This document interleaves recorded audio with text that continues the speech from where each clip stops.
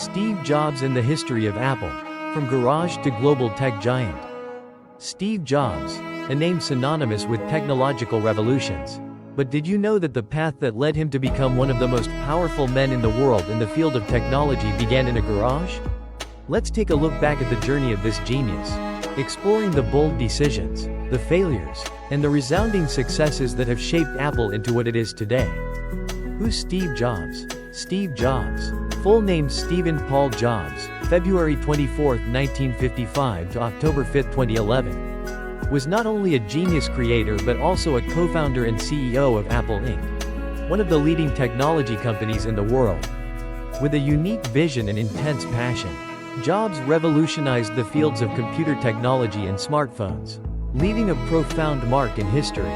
From the early days with Apple, he brought iconic products like the Macintosh, iPod, iPhone, and iPad, making technology an indispensable part of the daily lives of millions. Jobs was not just an entrepreneur, he was a legend, a pioneer who changed the way we interact with the world of technology. And his legacy lives on in every product we use today. Difficulties in the early life. Steve Jobs, one of the greatest icons of the technology industry, did not have an easy start as many people think. Born on February 24, 1955, in San Francisco, he was the son of Joanne Schiebel and John Jandali. However, due to the difficult family circumstances and strong social prejudices at that time, his biological parents had to make the heartbreaking decision to give Jobs up for adoption to Paul and Clara Jobs. He always considered them his real parents, and their love and support played a crucial role in his development. When he was young, Jobs and his family moved to Mountain View, California, which was on the rise and becoming a hub of the technology industry. This area, which later became known as Silicon Valley, provided the conditions for seeds of creativity to begin to sprout. Jobs grew up in an environment where technology and electronics were booming, and this sparked a fierce passion in him. However, Jobs' early years were not smooth at all. He often has difficulty making friends with people his age and is frequently bullied at school. The feeling of being out of place, combined with him being a mischievous student, led to him being suspended multiple times. In a later interview, Jobs shared that he felt quite bored at school and became a bit of a nightmare, which clearly reflects the difficulties he faced in his personal development. However, a bright spot in Jobs' student life was the appearance of his fourth-grade teacher. Thanks to her innovative teaching methods, he has been inspired to develop a passion for learning. She used small rewards to encourage him to complete his exercises, and it was this that helped Jobs realize the value of learning. He credited her as someone who helped him overcome this difficult period, laying the foundation for future successes.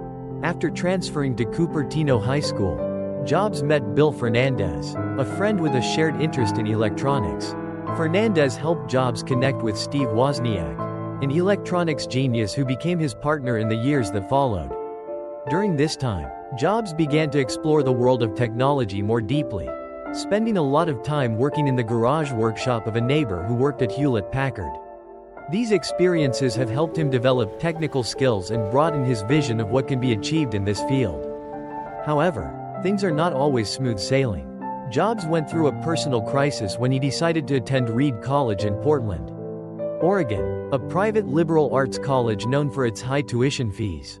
Only after one semester, Jobs realized that the traditional education system was not suitable for him. He decided to drop out, refusing to let his family spend money on an education that he deemed ineffective. During this time, Jobs spent time taking courses that he was truly passionate about, such as calligraphy. This had a profound impact on him. And later, Jobs said that if he hadn't taken that course, Mac might not have as many rich fonts as it does today. These challenging years not only helped him discover his true passion but also shaped a philosophy of life and work. Pursue what you love.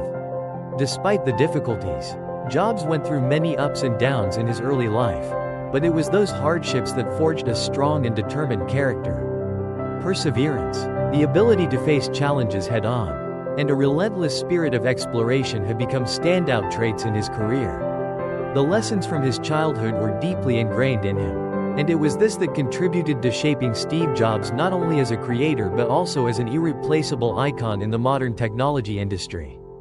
From blue boxes, Steve Jobs, along with his companion Steve Wozniak, began his business career with the legendary blue boxes. In 1972, amid the burgeoning technology landscape, Wozniak designed a compact device that allowed users to manipulate the telephone network, enabling free international calls. This box functions as a tool that allows freakers, those who tinker with the telephone system, to make calls without paying. With a perfect combination of creativity and a spirit of adventure, Jobs decided to bring the box to market. They quickly became famous developers in the world of freaking, attracting the attention of those with the same passion. When the blue boxes started being produced, Jobs and Wozniak quickly recognized the potential of this product. They not only created a tool that helps users save money, but also opened a new door for those who are passionate about technology. However, this journey is not smooth at all. After a close call with the police, Jobs and Wozniak had to make a difficult decision to stop producing the blue boxes. Although they are no longer in production, they are said to have made about $6 from these boxes, no small amount at the time. But more importantly, it was a decent start for bigger dreams. Jobs once said that without the green boxes, there might not be an Apple. These boxes are not merely a commercial product. They are symbols of boldness and determination, embodying the spirit of not shying away from confronting large companies. This stage not only marks the beginning of an ambitious young entrepreneur but also the place where bold ideas and creativity begin to flourish. That was the moment when Jobs began to envision a world where technology could change the way people live and work. When Jobs and Wozniak joined the Homebrew Computer Club, they quickly became captivated by the world of kid computers. Here, they meet other creative souls, sharing a passion for technology. Weekly meetings are not only a place to enhance knowledge but also a solid foundation for future collaboration. Wozniak, with his innate technical talent, began building the first computers, and Jobs, with his business acumen, saw an opportunity to develop these products. From the days of playing with the green boxes, they have transformed into pioneers in the field of computer technology. These experiences forged Jobs, laying a solid foundation for the birth of Apple, a place where relentless creativity and the desire to conquer new heights began their journey. Even though they are small boxes, they carry great power, inspiring a generation of innovators and future entrepreneurs. To Apple, in 1976, from the bold ideas and entrepreneurial spirit of the duo Steve, a technological revolution was born. Steve Wozniak, with his innate talent in circuit design, created the first computer named Apple I, a groundbreaking product that combined a typewriter-style keyboard with the ability to connect to a TV, a turning point for home computer usage. When Jobs saw the great potential in this design, he immediately suggested that they should sell the product. As a result, in a small garage in Los Altos, Apple Computer was founded. From the meetings at the Homebrew Computer Club, where technology enthusiasts gathered, Wozniak found the inspiration to create a product for the masses. When the name Apple was chosen, the story of Jobs' apple orchard became a symbol of creativity and freedom. This naming not only reflects freshness but also embodies a relaxed, free lifestyle that Jobs always pursued. Thanks to Jobs' skill in persuading a local computer store to order 50 Apple I units, they were able to attract market attention. However, the journey was not easy at all. To obtain components for the computer, Jobs convinced Kramer Electronics to lend him the materials, promising to pay after delivery. Family and friends gathered around the kitchen table to assemble each machine, proving that passion can create miracles even from limited resources. With the birth of the Apple I, Jobs and Wozniak's careers began to flourish. However, it is at this moment that they realized that to achieve a greater vision, they need to invest more in technology and marketing. After the initial success, the company began developing the next product, Apple II. With its superior design and improved user interface, the Apple II not only met the needs of individual users but also left a profound mark on the computer industry. Jobs and Wozniak attended the West Coast Computer Fair, where they first introduced the product to the public, generating positive feedback from the community. To achieve this success, Jobs did not hesitate to apply bold marketing strategies, making Apple stand out from its competitors. He emphasized the ease of use and friendliness of the product, which attracted many new customers who had never considered owning a personal computer. Under Jobs' leadership, Apple built a strong image. And not just as a computer manufacturing company, they became a symbol of innovation and modern lifestyle. When the company prepared for its initial public offering in December 1980, Apple became a phenomenon in the tech world, attracting the attention of millions of investors. This event not only created new millionaires but also affirmed Apple's position in the technology industry. Jobs, at the age of 25, became one of the youngest millionaires in history, proving that vision and determination can take people to new heights. However, every success is inseparable from difficulties.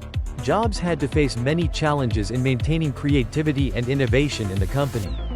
The launch of the Apple III, a subsequent product designed to compete in the business environment, did not meet initial expectations. Although Jobs rejected the idea of using fans for cooling, the design encountered serious overheating issues, leading to thousands of computers being recalled. The roller coaster ride begins and the departure of Steve Jobs. In the late 1970s, Apple began its tumultuous journey, with the Apple II becoming a great milestone marking its remarkable development. From its early days in a garage, Apple quickly transformed itself into one of the three largest microcomputer companies, making a mark with revenue exceeding $5 million in 1979.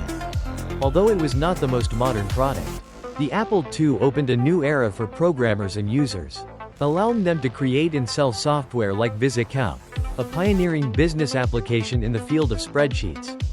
Although Apple did not directly profit from these products, the development of the software market led to a significant increase in demand for the Apple II. When Apple went public in 1980, the company's presence became stronger than ever. Steve Jobs, with his creative vision and passionate leadership style, shaped Apple into an icon in the technology industry. Meanwhile, Steve Wozniak, with his exceptional design talent, turned Jobs' grand ideas into reality. However, the power asymmetry dissatisfied the board of directors, and they decided to add John Sculley to the executive team in 1983. The arrival of Sculley, a veteran marketing expert from Pepsi, created a transformation within Apple. Although Sculley was expected to run the company in a way that would help Apple strengthen its position, this also meant that Jobs had to face competition within his own company. The battle between two ideologies, on one side, Jobs' groundbreaking vision, and on the other, Sculley's practical management, has begun. The early 1980s witnessed the emergence of the IBM PC, a formidable competitor that Apple had to face. Instead of feeling afraid, Jobs reacted by showing strong confidence. They even ran an ad in the Wall Street Journal with the headline, "Welcome, IBM. Seriously, please provide the text you would like me to translate." But as time passed, the failure of the Apple III and Lisa made the management feel anxious. In that context, Jobs made an effort to bring a new product called Macintosh, a breakthrough that could save the company. In fact, the Macintosh was not just a product, it was Jobs' passion. And its launch was heavily promoted with an iconic advertisement during Super Bowl XVIII.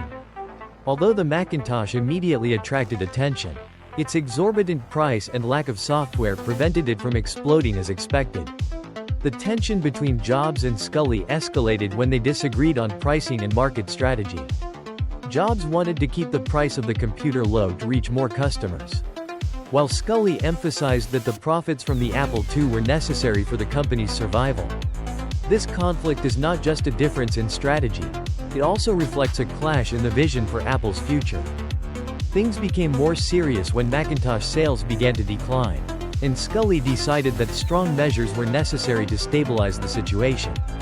The relationship between the two became increasingly tense when Sculley ordered to limit Jobs' power in the Macintosh division. The internal conflict reached its peak in 1985 when Sculley asked the board to choose between him and Jobs. As a result, the management sided with Sculley, and Jobs' fate was sealed. Finally, in September 1985, Jobs resigned, taking some senior employees with him to leave Apple and start a new journey. This departure not only marked a turning point in Jobs' career but also shocked the entire technology industry. Jobs didn't just leave Apple, he left a part of himself. But this very resignation opened a new chapter in his life, with Next, where he continued to pursue his vision of innovative technology. Next and Pixar. When Steve Jobs left Apple in 1985, many people thought his career was over. However, that very moment opened a new, tumultuous chapter in his life, where challenges and opportunities intertwined, leading him to unprecedented, brilliant successes, established with a vision of innovation and perseverance. Next Inc. and Pixar not only reshaped Jobs' career but also had a profound impact on the technology and film industries. After leaving Apple, Jobs decided to establish Next Inc. with an initial capital of $7 million United States dollars. He aims to develop advanced technology products, especially powerful workstations for education. Next not only stands out with its elegant design but also with its superior technological features. However, although the Next computer was praised for its features and design, it could not compete with cheaper products from competitors like Sun Microsystems. The price disparity made it difficult for Next to attract customers, especially in the education sector that Jobs was targeting. But Jobs was not someone who easily gave up. Instead of just focusing on hardware, he decided to shift towards software development, particularly the Next Step operating system. This is an important decision, not only saving Next but also laying the foundation for Apple's future products. This operating system, with its strong application development support capabilities, has become the foundation for many of Apple's innovative products, from computers to online services. At the same time, in 1986, Jobs made another bold move, acquiring Pixar, a computer animation film production company from George Lucas. At that time, Pixar was facing financial difficulties and was looking for a new direction. Jobs saw great potential in this company and decided to invest $10 million United States dollars to restructure and develop it. He made a clear request to the film crew. "Make it great. Please provide the text you would like me to translate." That is one of his secrets to success, not only focusing on profit but also ensuring absolute quality. Under Jobs' leadership, Pixar transformed into a leading animation studio, releasing classic animated films such as Toy Story, A Bug's Life, and Finding Nemo. Toy Story, released in 1995, was not only the first fully computer-animated film but also left a lasting impression on audiences worldwide. With enormous revenue and praise from critics, this success not only brought substantial profits but also made Jobs a billionaire. Pixar has become a symbol of creativity and innovation in the film industry, with Jobs being the driving force behind it. But it wasn't just successes. Jobs' journey was also filled with challenges. Although he built a successful animation company, the lessons from Next about management and operation still haunt him. Jobs realized that to maintain creativity and innovation, he needed to listen and collaborate with his team, something he had not done well in the past. He has learned that, in the highly competitive technology world, leadership is not just about making decisions but also about inspiring and creating a positive work environment. In 1996, when Apple faced difficulties and decided to buy Next for $427 million, Jobs returned to the company he had co-founded. This return is not only symbolic but also provides Jobs with the opportunity to apply the lessons he learned from the difficult years. When he took office as interim CEO, he began terminating unsuccessful projects and focusing on revitalizing the Apple brand. Think different, getting Apple back on track. When Steve Jobs returned to Apple in the late 1990s, the company's situation was not at all promising. Apple has started to fall behind, unable to compete with cheap Windows PCs, causing the company's once prominent image to fade. With a rapidly changing technology market, Jobs once again stepped up to lead, and he knew that he had to take decisive actions to turn the situation around. From bold decisions to sharp marketing strategies, Jobs orchestrated a spectacular turnaround for Apple. Right after returning, Jobs summoned key employees for a meeting. In his familiar shorts and sneakers, he stood on stage and questioned, "What's wrong here?" The awkward murmurs from the audience were not enough to make him stop. "That's the product. Terrible product. There's nothing interesting in there anymore."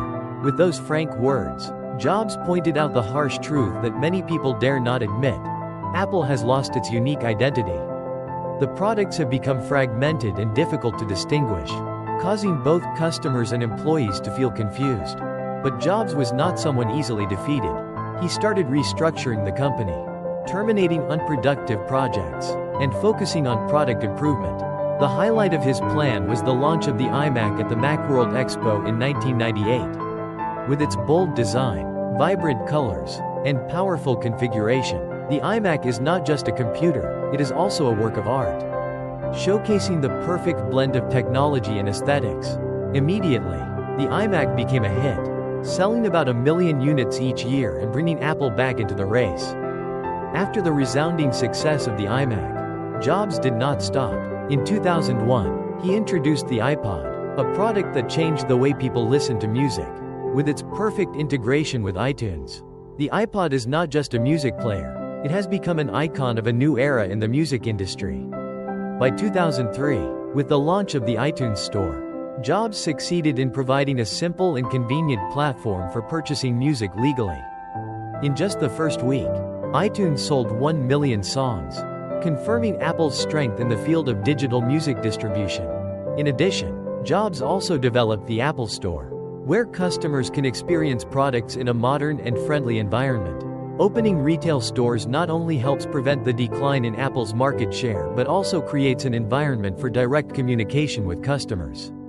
The first store opened in May 2001, and within the first 2 days, it attracted over 7.500 customers and sold $600,000 USD. This success laid the foundation for over 500 Apple stores worldwide, completely transforming the retail image in the technology industry. When the mobile phone market began to boom, Jobs did not hesitate to explore this new field. On June 29, 2007, he introduced the iPhone, a device that integrated many unique features: a music player, a phone, and a personal computer. With its touchscreen and internet access capabilities, the iPhone created a sensation in the tech world, reshaping the way people interact with mobile devices. The combination of premium design and advanced technology has helped the iPhone become a symbol of creativity. But it's not just the products. Jobs' marketing strategy was also extremely outstanding. With his impressive presentation skills, he has turned product launches into must-attend events. His speeches are not just simple product introductions but also inspiring stories that make the audience feel excited and eager to own Apple products. He has proven that marketing is not just advertising, but also about building an emotional connection with customers. Under Jobs' leadership, Apple became one of the most valuable technology companies in the world, competing fairly with other giants. Apple's transformation comes not only from groundbreaking products but also from Jobs' far-sighted vision. Jobs' final act. On October 5, 2011, the world marked a sorrowful milestone when Steve Jobs, the co-founder and soul of Apple, passed away. His final moments were not just a farewell to life but also the end of an era of innovation and creativity. Many people believe that his passing is a great loss for the technology industry. But it is also an opportunity to reflect on the legacy he has left behind.